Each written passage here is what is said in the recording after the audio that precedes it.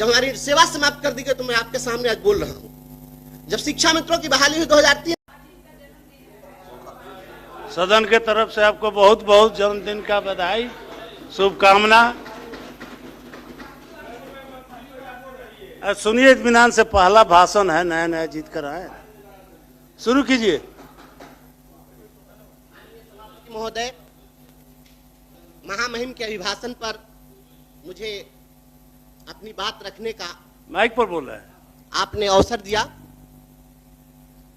इसके लिए मैं आसन के प्रति आभार व्यक्त करता हूं। और सदन में उपस्थित अपने तमाम श्रेष्ठ सम्मानित सदस्यगण के प्रति भी आभार व्यक्त करते हुए, आप सभी के प्रति सम्मान समर्पित करते हुए विनम्रता पूर्वक अपनी बात शुरू करना चाहता हूं। मैं तो आज पहली बार बोल रहा हूं और नया नया निर्वाचित होकर आया हूं। यहाँ हमारे सत्ता पक्ष और विपक्ष के हमारे सम्मानित नेतागण बैठे हैं, सभी सदस्यगण अपनी अपनी बात रख रहे हैं। तब मुझे दुष्यंत की पंक्तियां याद आती हैं जिसमें उन्होंने कहा कि रहनुमाओं की अदाओं पर फिदा है दुनिया, इस बहकती हुई दुनिया को संभालो यारो। और तब मैं यह कहना चाहता हूं, यहाँ जब बातें आई, अभी तो भगवान बाबू चले गए, उन्होंने जब शुरू किया था तो अपेक्षा यह थी कि महामहिम के अभिभाषण के बाद इस पर जब चर्चा हो तो हर सत्ता पक्ष के लोग यही चाहेंगे कि जो अभिभाषण हुआ उसका स्वागत हो, उसका समर्थन हो। हमारी भी इच्छा होती है कि मैं भी सुशासन की सरकार के जो कार्य हैं, इन कार्यों की सराहना करूं और सराहना करते हुए मैं भी सुशासन का जयकारा लगा दूं। लेकिन सभापति महोदय, मैं यह कहना चाहता हूं, दो पंक्तियां समर्पित करता हूं। यकीन से काम लो, वहमो गुमा से कुछ नहीं होता, यकीन से काम लो, जमी पर चलने वालों आसमां से कुछ नहीं होता, यकीन से काम लो। महोदय, महामहिम के अभिभाषण में जितनी बातें आई है, अगर हमारी राज्य सरकार इंफ्रास्ट्रक्चर के क्षेत्र में अगर काम कर रही है, इसे कोई भी नकार नहीं सकता है। लेकिन जब मैं देखता हूं कि जब नई बिल्डिंग बन रही होती है और नई बनती हुई इमारतों की दीवारों में अगर दरार है, तो फिर मैं कैसे कह दूं यह सुशासन की सरकार है।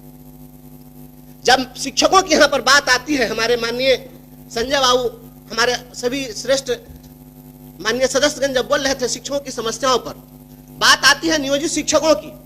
हमारे सत्तारूढ़ दल में आज भारतीय जनता पार्टी के लोग शामिल हैं, यहाँ बैठे हैं। यही लोग नियोजित शिक्षकों के लिए धरना प्रदर्शन कर रहे थे और इनके ऊपर बर्बरता पूर्वक लाठियां चली थी, और लाठियां चली और शिक्षकों के ऊपर भी कार्रवाई हुई, दंडात्मक कार्रवाई हुई।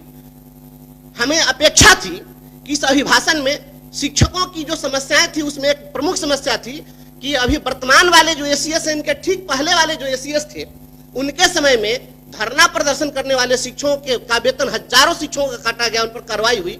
इसके संबंध में भी कुछ चर्चा उस पर होगी, क्योंकि मैं समझ रहा था कि और कोई कुछ कहे न कहे, भारतीय जनता पार्टी के लोग तो शिक्षकों के हित ऐसे हैं, क्योंकि इतनी लाठी कोई नहीं खाए आज तक के इतिहास में। लेकिन जब मैं देखता हूँ बात यहाँ पर चली है, विपक्ष के लोगों ने यहाँ पर जब बात उठाई कि अंबेडकर साहब ने संविधान दिया, अधिकार दिया, तो यहाँ बात हुई क्यों हम उन अधिकारों की रक्षा कर रहे हैं। तो धरना प्रदर्शन तो संवैधानिक अधिकार था महोदय, और शिक्षकों ने जब धरना प्रदर्शन किया तो उसके ऊपर जब प्रहार हुआ, तब मुझे लगता है कि सुशासन की सरकार है और संवैधानिक अधिकारों पर हो रहा प्रहार है, तो मैं कैसे कह दूं सुशासन की सरकार।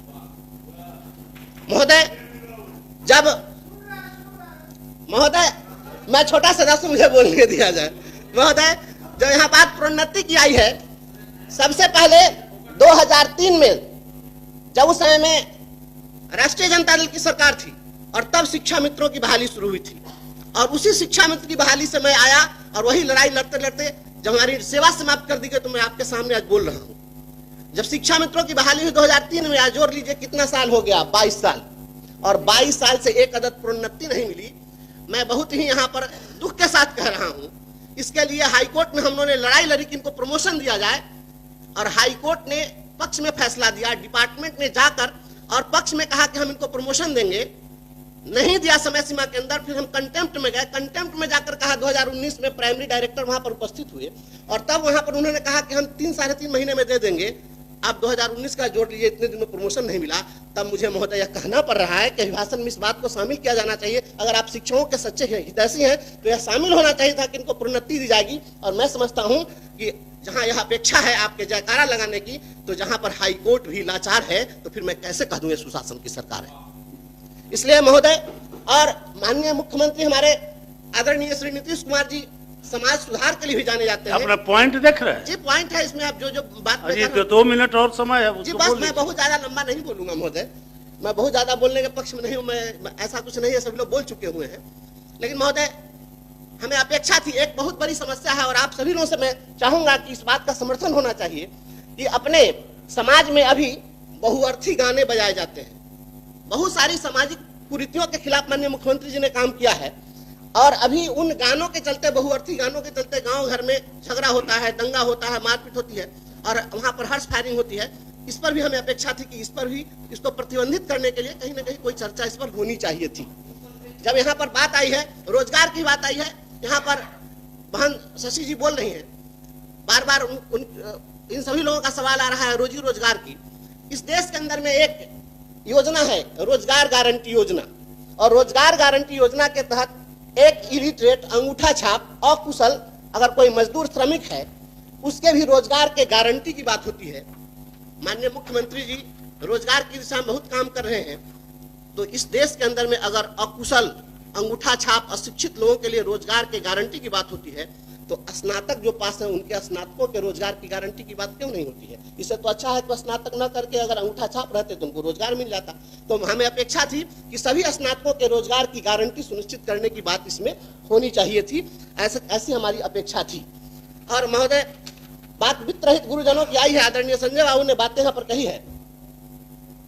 मैं वित्त रहित शिक्षकों की समस्या बार बार हम लोग पहले भी अखबार के माध्यम से, टीवी चैनलों पर देखते रहे। यह सदन वित्त रहित गुरुजनों के पक्ष में, उनके लिए हमेशा आवाज इस सदन से आती रही है। लेकिन 2016 के बाद अगर उनको अभी तक अनुदान नहीं मिला, जो सरकार स्वयं वादा की थी, खुद यह नियम बना करके, अधिसूचना जारी करके और तय किया था कि हम इन्हें अनुदान देंगे, तो आखिर उस अनुदान की भी राशि नहीं दी गई। तो हम फिर बाद में हम लोग बात करेंगे वेतनमान की, तो वह मैं समझता हूं कि हम लोग की अपेक्षा थी कि इसमें इसकी चर्चा होती। आउटसोर्सिंग कर्मियों की बात हुई है, कितना बड़ा शोषण हो रहा है इस राज्य के अंदर।